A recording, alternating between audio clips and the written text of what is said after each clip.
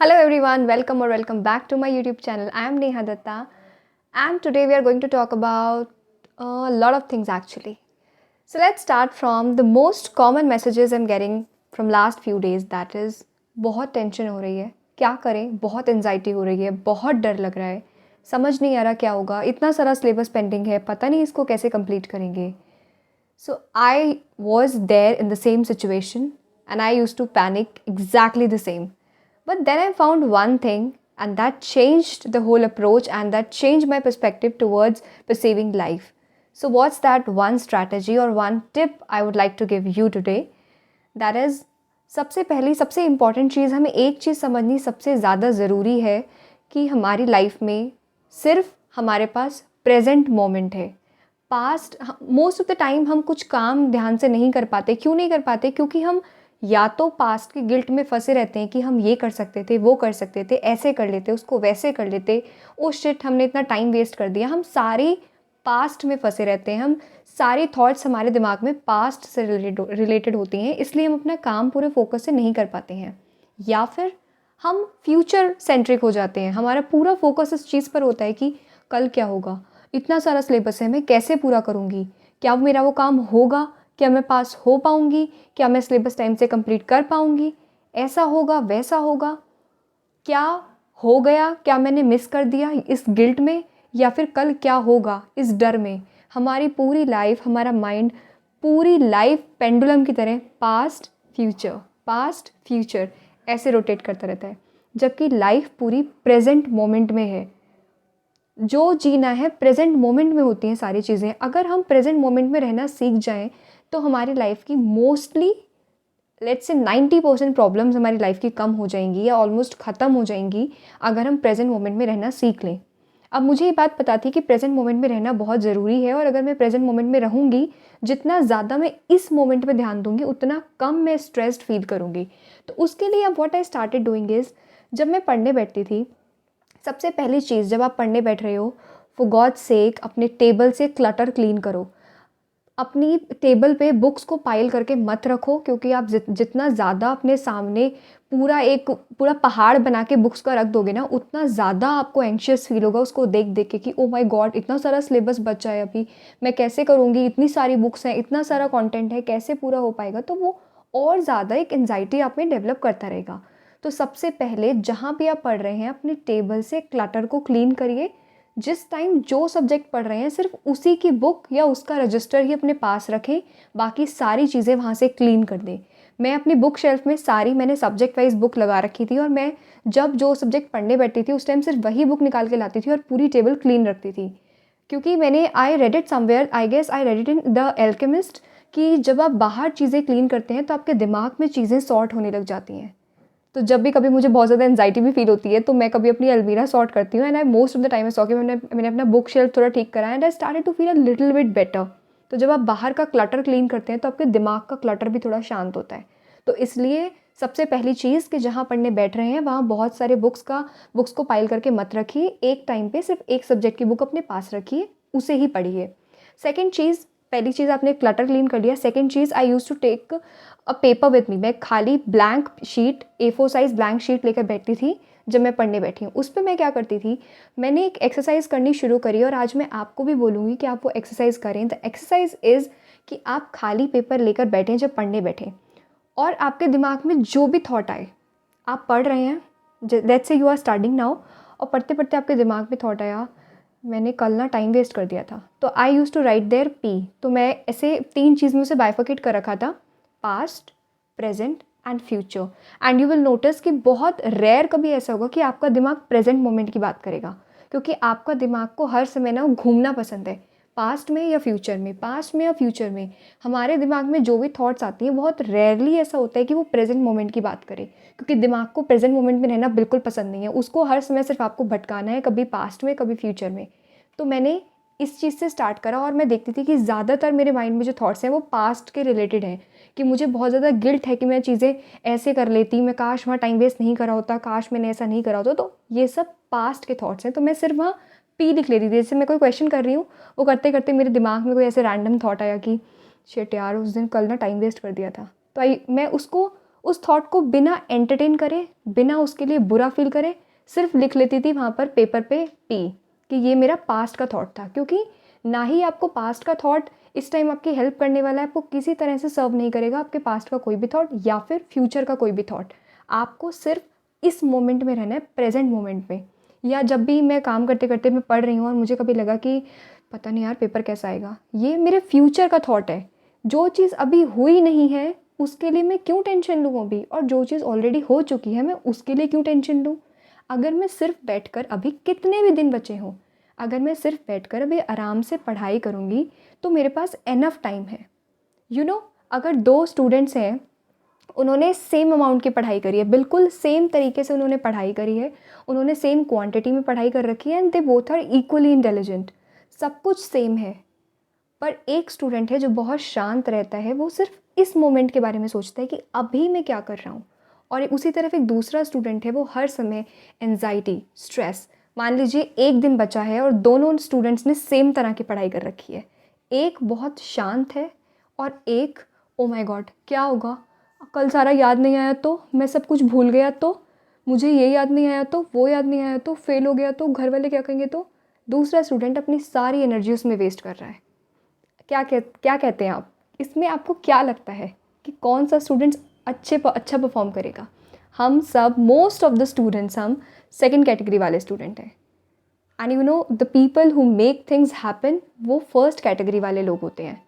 आपको क्या लगता है कि जो रैंक होल्डर्स होते हैं या जो बहुत ही टॉपर टाइप ऑफ स्टूडेंट्स होते हैं, क्या उन्हें स्ट्रेस नहीं होता? उन्हें खुद पे कभी डाउट नहीं होता? उन्हें कभी सेल्फ डाउट नहीं होता? उन्हें भी होता है, उन्हें भी डर लगता है। पर उनका सेल्फ बिलीफ, उनका खुद पर विश्वास उस डर से कहीं ज़्यादा होता है। तो वो उनका सेल्फ बिलीव वो फियर को कम कर देता है। उन्हें भी डर लगता है, उन्हें भी कई, उनके भी ऐसे मोमेंट्स होते हैं जब उन्हें लगता है कि वो प्रिपेयर नहीं है, चीज़ें उनके हिसाब से नहीं जा रही हैं, जो उन्होंने प्लान करा था वो वैसा एग्जीक्यूट नहीं कर पा रहे हैं। पर क्योंकि उनका सेल्फ बिलीफ इतना ज़्यादा है कि वो उस डर को, वो उससे डील करना सीख जाते हैं, वो उस डर से बेटर डील कर पाते हैं क्योंकि उनका सेल्फ बिलीफ बहुत ज़्यादा है। वहीं दूसरी तरफ कुछ लोग जिनका सेल्फ बिलीफ बहुत कम है, डर उनके सिर पे हावी हो जाता है। चाहे उन्होंने बहुत अच्छी पढ़ाई करी हो, पर डर क्योंकि उनके सर पर हावी हो चुका है, तो वो अपना बेस्ट क्या, वो अपना बेटर या उन्होंने जो प्रिपेयर करा है उसको 50% भी नहीं दे पाएंगे, क्योंकि वो सारी एनर्जी अपनी स्ट्रेस में वेस्ट कर रहे हैं। तो पहली चीज़ मैंने बताई कि आप क्लटर क्लीन करें, अपने टेबल पे से सारी बुक्स को पाइल करने की जगह जो पढ़ रहे हैं सिर्फ वही रखिए उस टाइम। सेकेंड चीज़, आप एक ब्लैंक शीट लेकर बैठिए और जो भी थॉट आपके दिमाग में आए उसको एंटरटेन करें बिना, उसको सिर्फ ये देखें कि ये पास्ट का थॉट है या फ्यूचर का है। पास्ट का है तो मुझे उसके बारे में कुछ नहीं सोचना, वो फ्यूचर का है तो मुझे उसके बारे में कुछ नहीं सोचना। जब आप इस तरह से अपने थॉट्स को सिर्फ सेग्रीगेट करना कि ये पास्ट का है या फ्यूचर का, प्रेजेंट का नहीं है, तो I won't think about that at all. जब आप ऐसे सेग्रीगेट करना उसको सीख जाएंगे तो आप देख पाएंगे कि आप कितना वेस्ट यहाँ लेके घूमते हैं, कितनी अननेसेसरी टैब्स आपने यहाँ खोल रखी हैं। बंद कर दीजिए ना वो टैब अभी कुछ टाइम के लिए।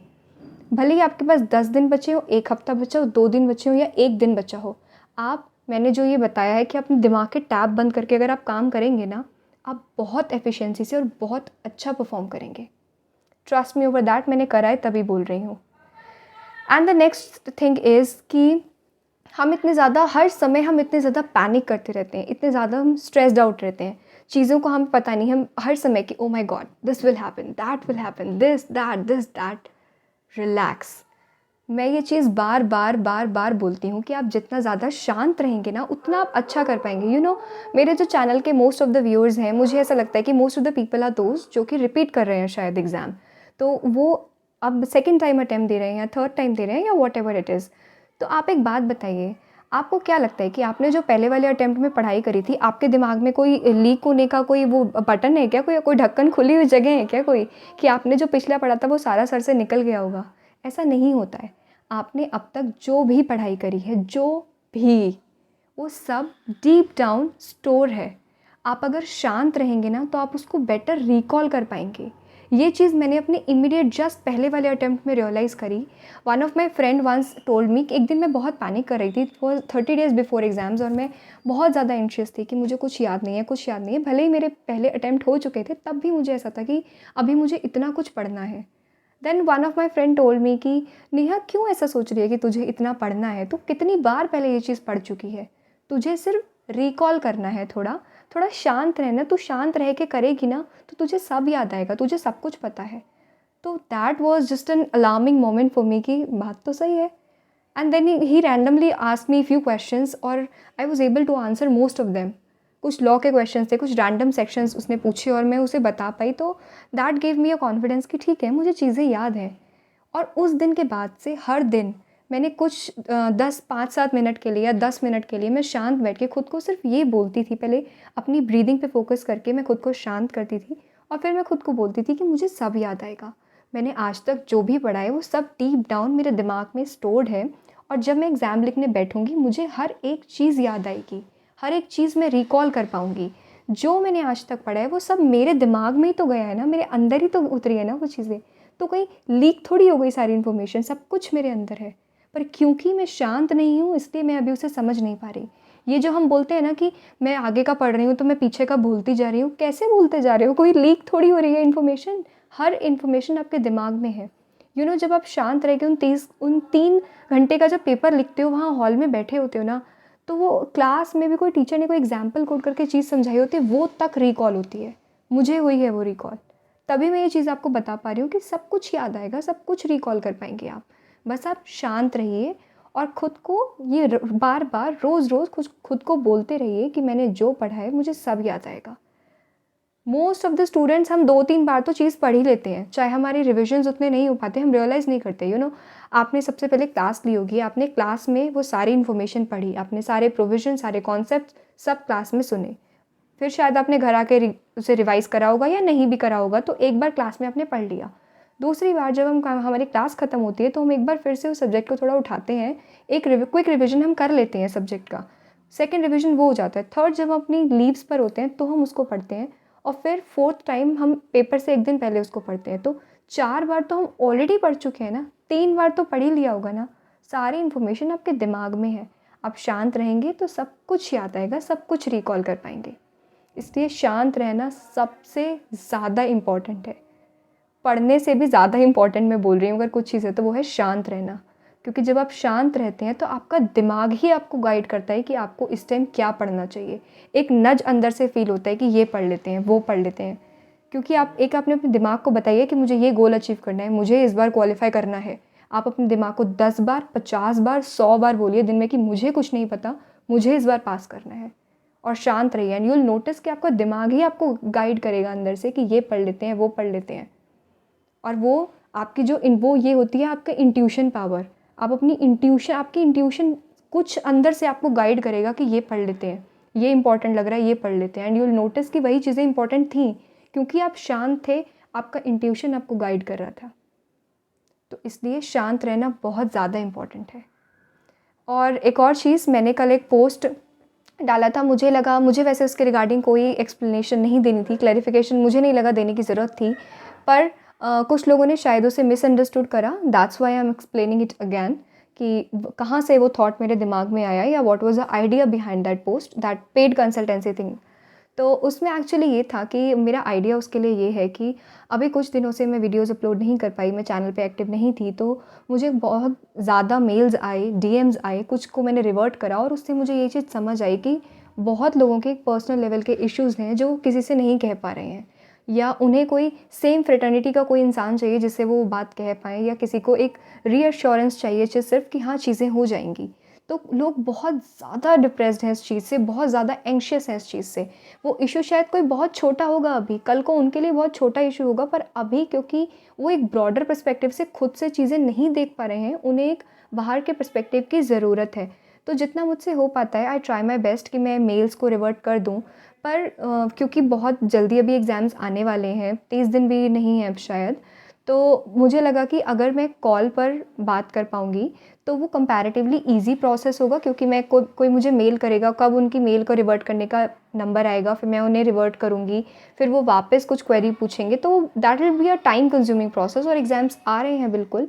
तो मुझे लगा कि अगर फ़ोन एक क्विक टेलीफोनिक कन्वर्सेशन हो जाएगी, तो अगर मैं 30 मिनट में किसी की बात सुन के, समझ के उन्हें कुछ बता पाऊँ, उन्हें कोई पर्सपेक्टिव दे पाऊँ, या अगर उन्हें कोई चाहिए जो उनकी बात सुन ले उस टाइम, सिर्फ वेंट आउट करने के लिए कोई चाहिए, तो मैं वो इंसान बन पाऊँ। तो इसीलिए I thought of giving it a try कि मैं टेलीफोनिक कन्वर्सेशन से चीज़ें ईजी हो जाएंगी, स्मूथ हो जाएंगी और स्पीडी, मैं ज़्यादा लोगों को की क्वेरी एंटरटेन कर पाऊँगी। तो दैट्स वाई वो टेलीफोनिक कंसल्टेंसी वाली चीज़ आई।